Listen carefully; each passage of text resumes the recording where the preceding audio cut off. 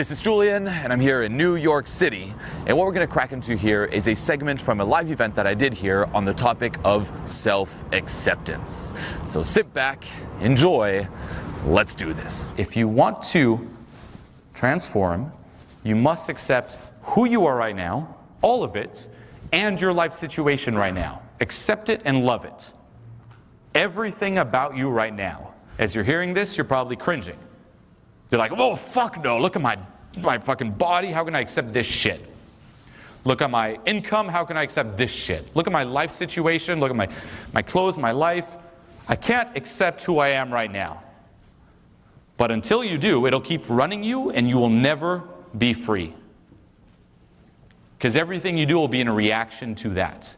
Accepting who you are and everything that is you right now doesn't mean settling, it doesn't mean stagnating, it doesn't mean hanging on to it. In reality, it's the only way to let go of it. If you don't accept who you are right now, you're hanging on to it big time. Huge. Think of people who get into a fight. Say you hate your parents. Common. You get into a fight with your parents. You're like, fuck my parents, I'm going to move. You might move across the country, across the world. You're away from your parents, you might not even talk to your parents in years. Physically, you're away from your parents.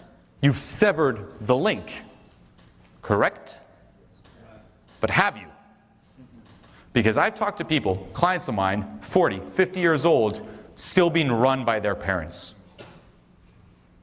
And it could be hate, like, oh, but my parents, but my parents. I bring it up, no, fuck my parents, I hate my parents. I'm doing this to prove them wrong, I'm doing this to show them. Okay, they're physically separated, but there's still a psychic link, if you will. They're still acting in reaction to their parents years later. They're not free. Same with who you are here right now. Until you accept everything that is you, you're still going to be run by that. You'll never let go of it. You'll never transform. You'll never self-actualize. You'll keep hanging on to it. So in reality, you have to accept it to let go of it. Everything. Your personality, your life, your looks, everything. And you can test this. Look at yourself in the mirror. Like, kid you not, do this exercise. Super wacky, but do it. Naked in front of the mirror. Don't flex, shitty lighting, full body mirror. Look at yourself in the mirror and be like, number one, I love you. How does that feel? You will fucking cringe. I love you. It'll feel like you're puking fucking words out of your mouth. I love you. Then pick the part of your body you hate the most. For a lot of guys, it's I love the size of my penis. Try saying that. I love my penis as it is right here, right now. I fully accept and love my penis as it is right here, right now.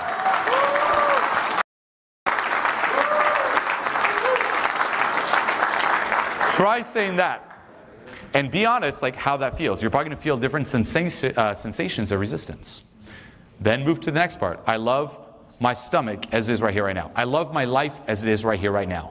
I love my friends and my social situation as it is right here, right now. And keep doing it, and whatever resistance come up, keep letting go of it until you're fully there. Because until you do, trust me, it'll keep fucking running you. Self-acceptance, as cheesy as it sounds, will free you. Everything, right here, right now. If nothing changed, can you be okay with you? And can you love you fully? Every detail. Your nose, your acne, your mouth, your chin, your face, your arms, your hands, any weird fucking quirks, your skin, everything. And trust me, if you're someone who's like, oh fuck, I hate my body, everyone does. It's not just you. One thing that helps as well is hanging out with weirdos. Don't view it as like negatively. It's not weirdos. It's people who embrace, say, different traits that are not as socially accepted. I personally hang out with quote-unquote nerds all the time. I kid you not. I hang out with, all sorts of people. But I do occasionally hang out with complete nerds. Nerds where you'd see me out with them and you're like, is he teaching I'm going to meet girls? I'm like, no, they're just friends. And they're so nerdy. Like, if you want a funny story, any Star Wars fans? That's it. All right. Sad. Well, millennials, you don't even know. I grew up watching Star Wars. So my friend, one of my friends, nerdiest guy, I actually probably know. Huge Star Wars fan. The biggest fan to the point where he goes to the premieres dressed up as Yoda. That's how bad it is. I'm not even joking. And Rogue One came out. That was last year. And we were in DC. And he was like filming some of my videos. And he's like, fuck, we got to see Rogue One, man. We got to see it. It came out, I think, a Thursday night. And because there was boot camp, we couldn't see it. So Thursday night hits. We were in DC.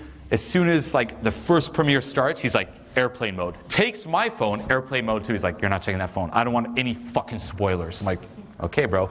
And I booked us tickets tomorrow at 9:30, first showing. Like, dude, we're out till like 3 a.m. or so. He's like, 9:30. I'm like, okay. So no phones, no social media. 9:30 shows. He wakes me up. I'm like, ugh. And he's like dressed up as like an Imperial trooper with this fucking cap and shit. True story. My other friend, who they just met, I'm like, yeah, my friend. He's like from New York. He's there too, and he's like, what the fuck is this? And he's like, we're going. Yeah, I already got the Uber. We go there, and the whole movie, I've never seen someone more excited in my life. Like, I mean, if I was, he was more excited than sex with every girl alive right now. Like, so excited. He was like this on his chair, and the movie starts. He's clapping. This is Star Wars. So there's like families and kids and shit. He's like clapping, yelling, screaming, and the end approaches. And if you followed this movie, there's a quite epic scene with DV, Darth Vader, who shows up at the end. Sorry for the spoilers. And as soon as fucking Darth Vader shows up, I kid you not, he screams high pitched, like ah, like that, like so loud. And then not just that, like if that wasn't enough, like me, like more scared of him than the whatever's happening.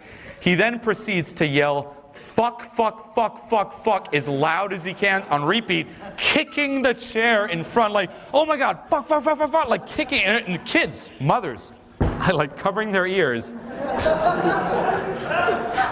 My other friend, like, I'm leaving, like, fuck this.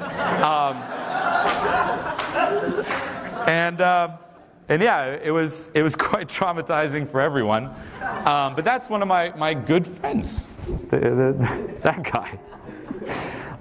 Now, what that does, hanging out with, say, people who are quote-unquote weird, is it gives you permission. It's like an outer approach you can use to be perhaps a little bit more weird yourself. You know, if someone can go up to Star Wars and yell, fuck, fuck, fuck, kick the chair and scream like a fucking girl, and you're like, gotta be cool, like you can perhaps accept a little bit more weird quirks. And guess what? When you can accept and own that, and you put that out there, just in terms, like, let's just say your motivation is being more attractive. We think that being more attractive is being cool. No, everyone's trying to be cool. What about owning a quirk and putting that out there?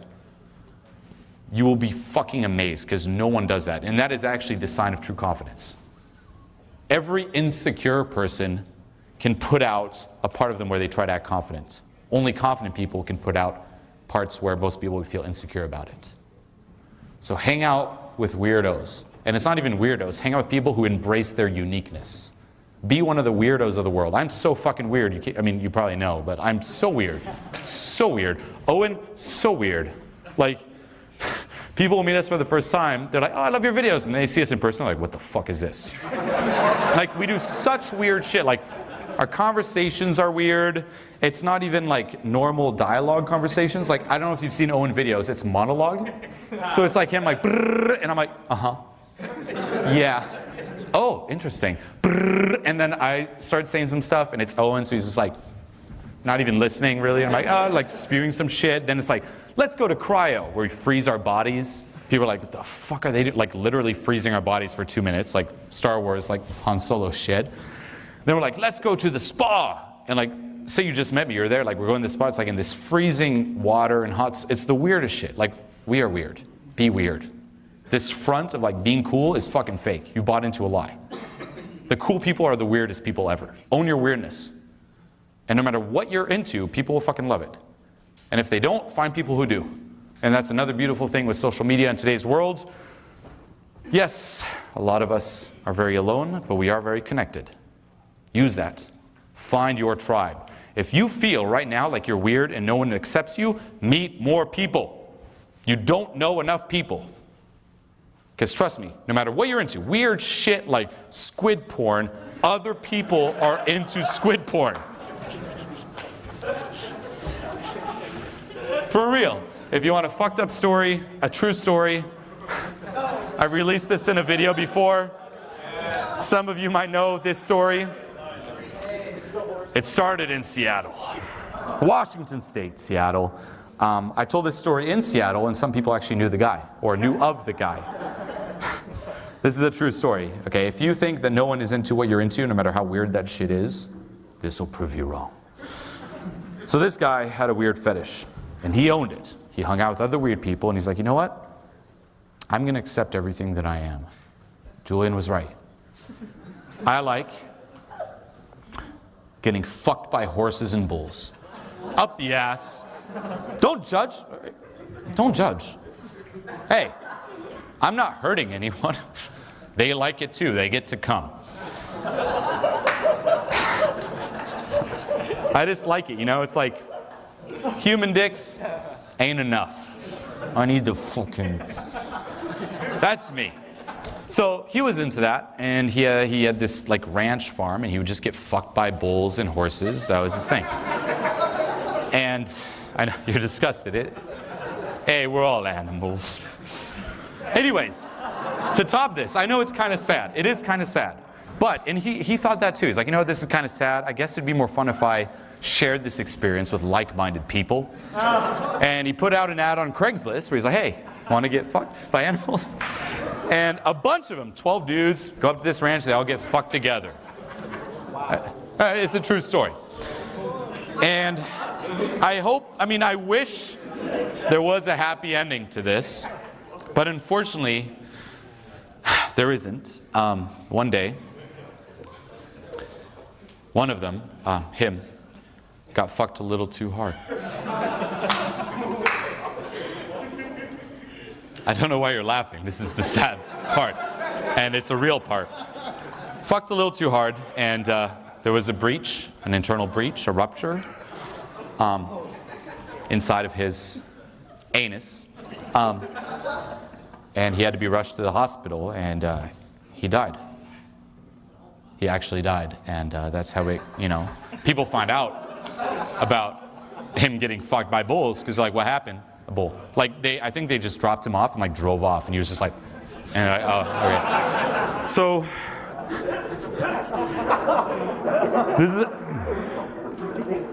I'm laughing because I thought of another joke, not this. This is horrible, horrible. Which, by the way, if you want a cool joke, do you want to know, this is not my joke, but do you want to know why Yoda can't ever get married? Because instead of I do, it's do I? If you're laughing at that, you're a dad joke type of guy. So anyway, he died. Talking about Yoda and fun.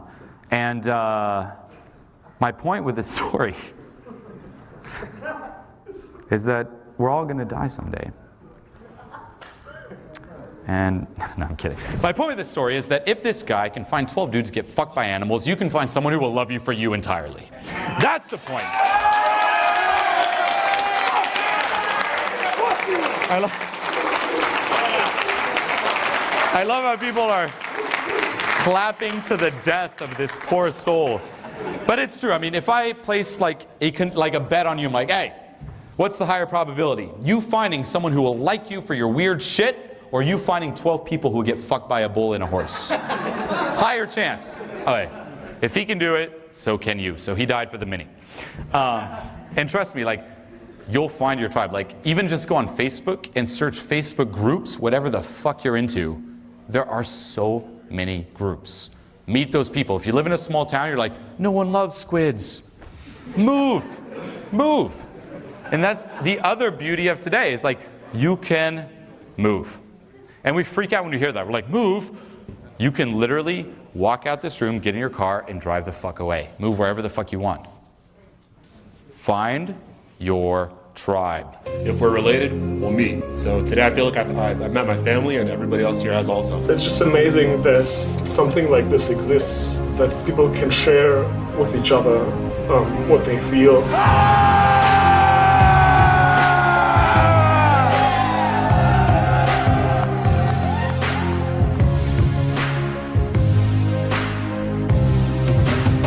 All the time I felt like there was something missing. I really feel like I've just addressed all these problems that have been like sitting inside of me. He's given me and everyone else in the room today tools to really let go of the baggage that you accumulate throughout your life. I've been hanging around with people for 2 years. I have like a stronger connection to some of you right now than I have with them. Now I'm sure that this is the right path.